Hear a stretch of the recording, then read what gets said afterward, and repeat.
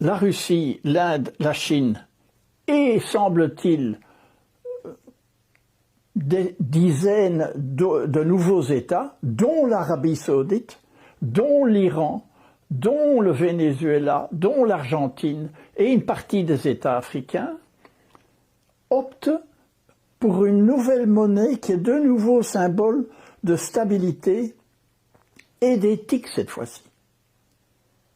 Donc ils annoncent un monde multipolaire. Il n'y a plus personne.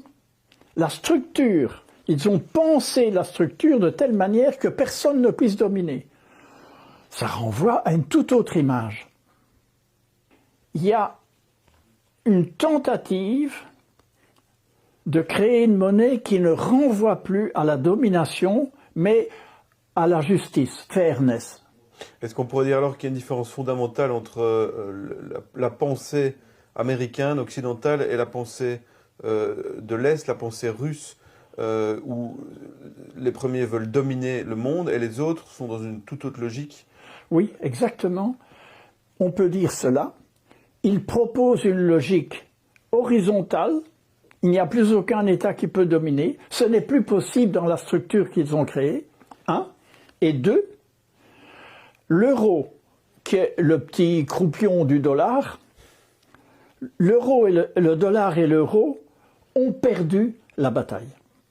Ils sont devenus périphériques au nouveau système.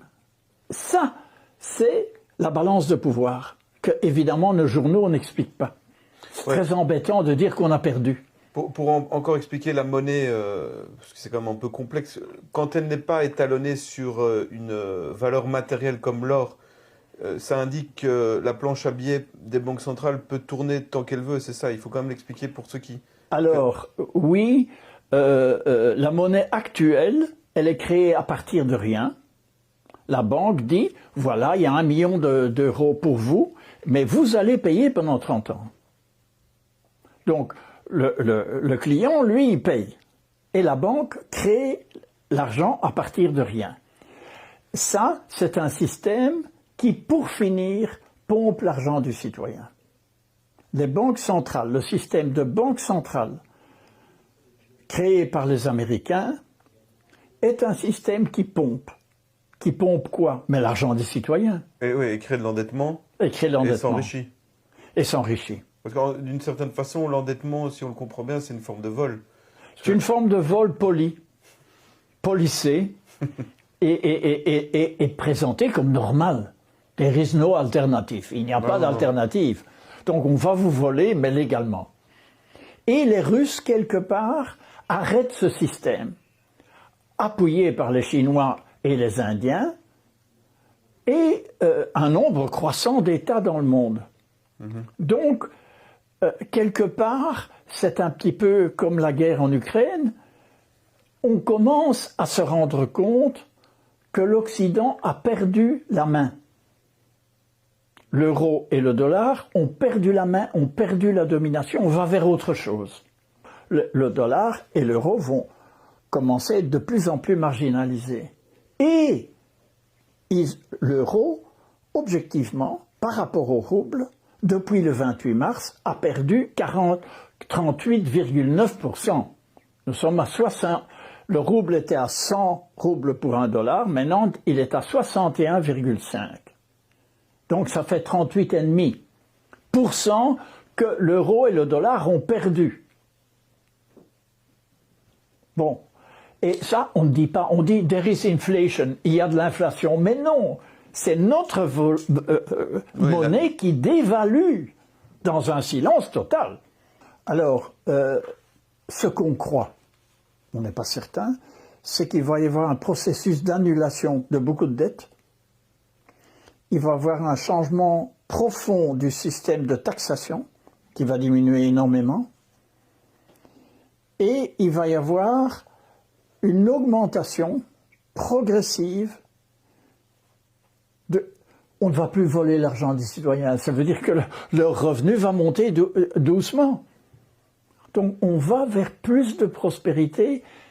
Et alors, la toute bonne nouvelle, c'est que si vous croyez, mais c'est une hypothèse plausible, que le système mondial est dominé par des banquiers très riches comme J.P. Morgan, Rockefeller et Rothschild, si vous croyez cela, eh bien, nous sommes en train, les Russes, les Chinois et les Indiens sont en train de scier la branche sur laquelle ces banquiers sont assis.